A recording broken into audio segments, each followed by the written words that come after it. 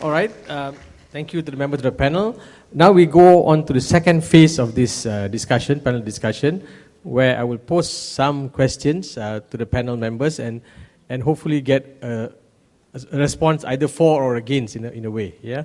Let me start off with the first question that I mentioned earlier about the rapidly changing world that requires board to be more nimble than ever to cope with the challenges thrown, including the enormous technological and political changes that are transforming business. So with that background, what do you see are the major areas of gap between board leadership today and what it needs to be in the future? And also, what are the skill sets that is required? Today, we're looking at just accountants, lawyers, engineers, but what are the new skill sets that needs to be available now, to be trained now, so that we can have a strong leadership at the boards in 2020? I'll open it to the panel. Everyone to start? Ladies first. Well, definitely I agree with you that once you're in the board, you need to be nimble, meaning you need to move fast, you need to equip yourself with the right knowledge, and you need to respond to the requirement of the companies, or the boards that you are in. So that's why when in my opening remark, I did say that before you even accept the invitation to be in the board, you must be sure that you have the necessary skills and knowledge about the industry that you are going in. Yeah, especially if it is like in the financial institutions, for example, the banks. Their priority is to look at financial figures, the performances, comparing one bank to the other. So if you're not good in financing, never go into financial institutions. Yeah, and but what is important for even other types of operations, it is not just looking at financial figures. Nowadays, it is important to look at the future. How do you strategize against your competitors? How do you stay ahead of your competitors? So and how do you use technology and innovation in moving forward? So all these are important, and I noticed that in various boards that I was in, these are not focused too much, but rather is more on financial performances and the one that you were saying just now. So to look forward, if you're in the board, you should push this agenda.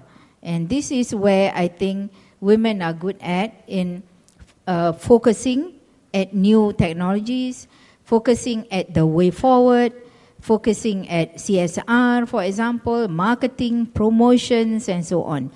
I've had some positive and negative experiences in various boards I was in.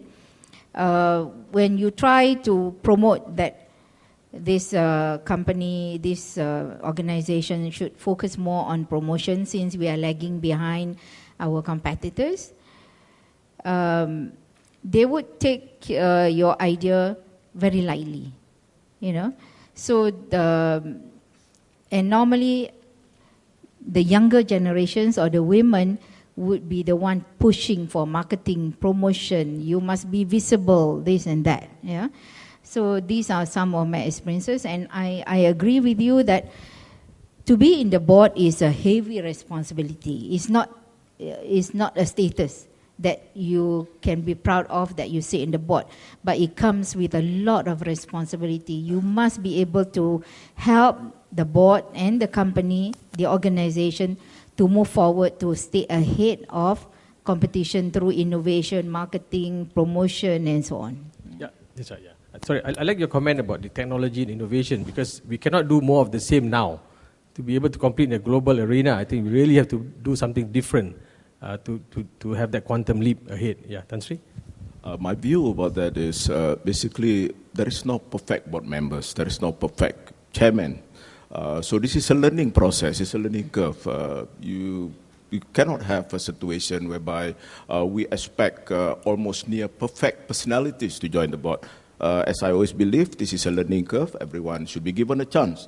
But of course, You must equip yourself, and more importantly, I think the readiness. You must differentiate between the knowledge of certain subjects and being in the board. There are two different things. Being an expert on certain subjects and also being in the board, because the responsibility as it is now, as required, is immense and something that I think we have to understand that. So this is basically an opportunity for every single a person who believes that she is capable to be in the board, to understand, and this is a learning process basically. My only advice is learn, and of course, I like this idea about marketing oneself, but I also want to look at the other perspective. Basically, it's about rebranding oneself.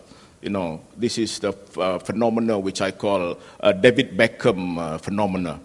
Basically, David Beckham is not the best footballer in the world, but he is still relevant today simply because he branded like Beckham.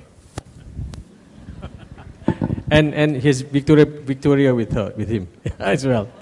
Yeah. We have always been emphasizing, I'm sure you ladies out there will remember, the three mantra that we have: knowledge, skills, and mindset.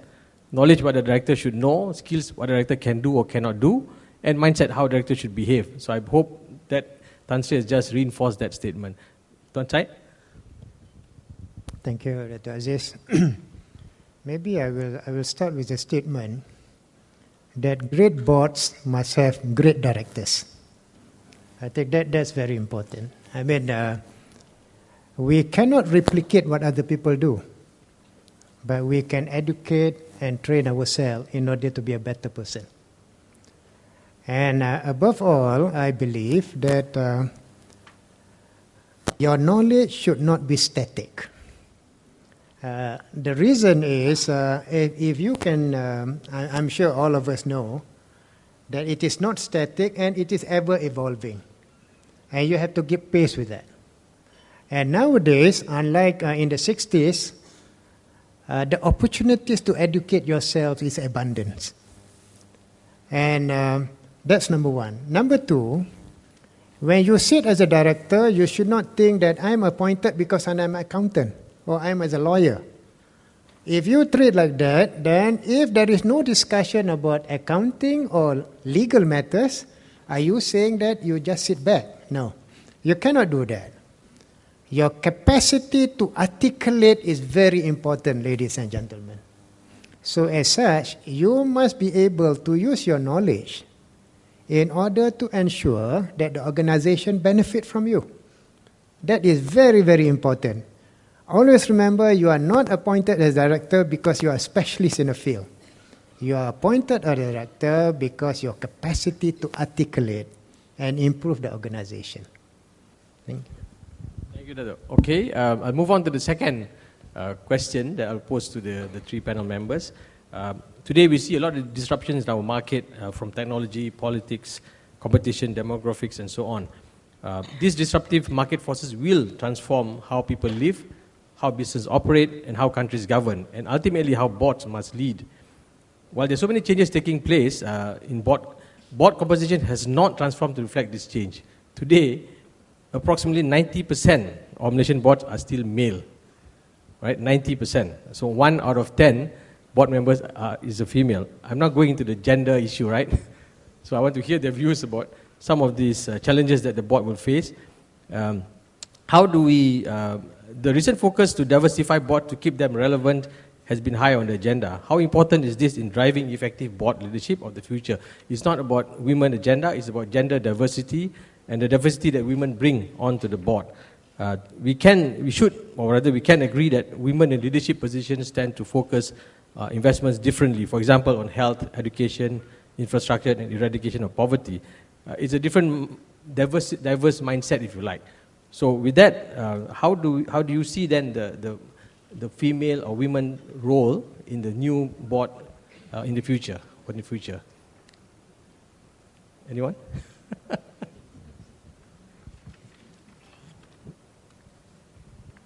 Well, I agree to a certain extent that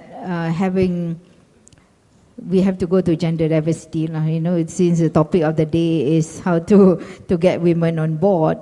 So women minds work slightly different than the men, because the men in various boards, I notice from my experience, Tan Sri's experience might be different. I'm just speaking from my experience. The men, most of them would focus on agenda of the day, which is listed like the financial performance, how do we do compared to our competitors, this and that.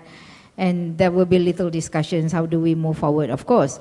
But there is no diversity in their ideas. They are all think alike. Personally, I feel by having a woman in the board, there will be a different focus. Women would focus more on generalities, which is thinking outside the box. Not to say that the men don't think outside the box, but sometimes the focus is different. Because I noticed, as Datuk Said tadi cakap, that most of them are accountants or lawyers. So they would focus on financial figures more. Then they will talk about governance.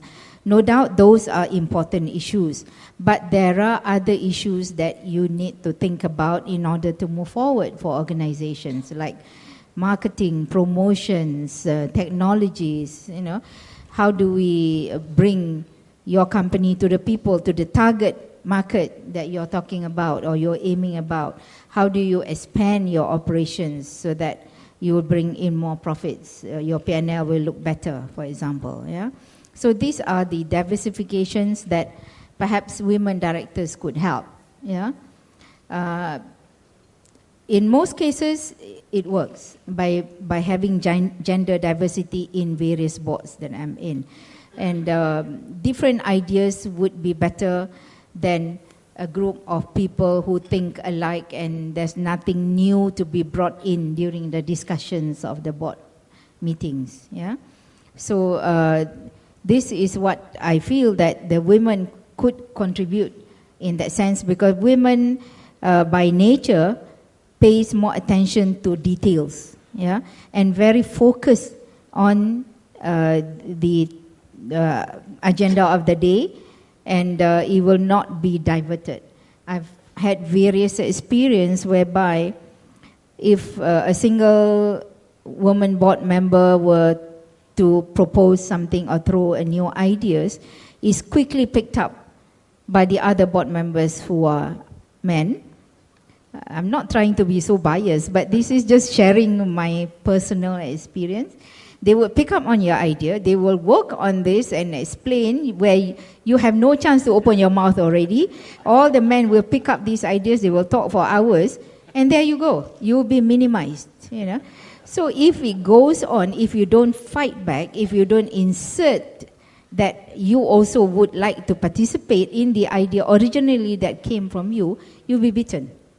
Yeah, you will feel discouraged. So here, I would like to encourage women to have a strong heart and also to be vocal.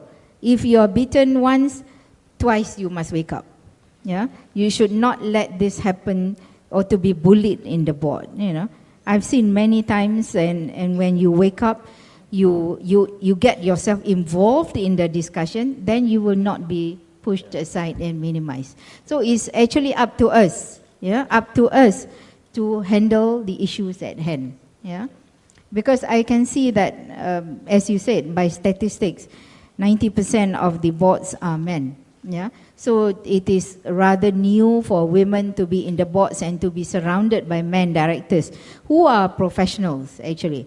So you may feel, if you don't know them very well, you will feel slightly shy or afraid in the first few meetings because you don't know them. But over time, once you know them, you know their thinking, you know their capabilities, you would be able to jive with their thinking and you would be able to push your new ideas to the board. Yeah.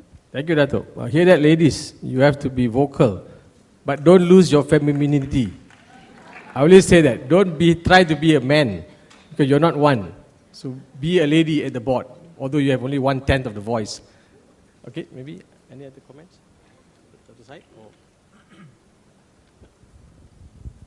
Maybe I will start by saying that the structure of the board is different from the structure of the organization.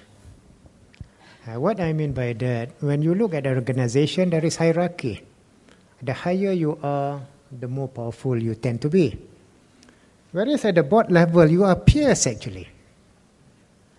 And there is not much difference between the chairman and the other board members, because you are supposed to be colleagues with the objective to ensure that the needs of the company will be achieved. I think that must be made very clear. So irrespective whether you are ladies or men, to me, you must treat yourself as peers and you must be willing to express your view as forthrightly as possible to make sure that people listen. My experience in other boards, I mean, the ladies are just behave like any other man. Because the fundamental thing, we are peers. And the respect is not because you are ladies, because you have good ideas and we respect those ideas. The other aspect that I would like to stress is, if you look in the education line, ladies and gentlemen, 60% of the students in universities now are ladies.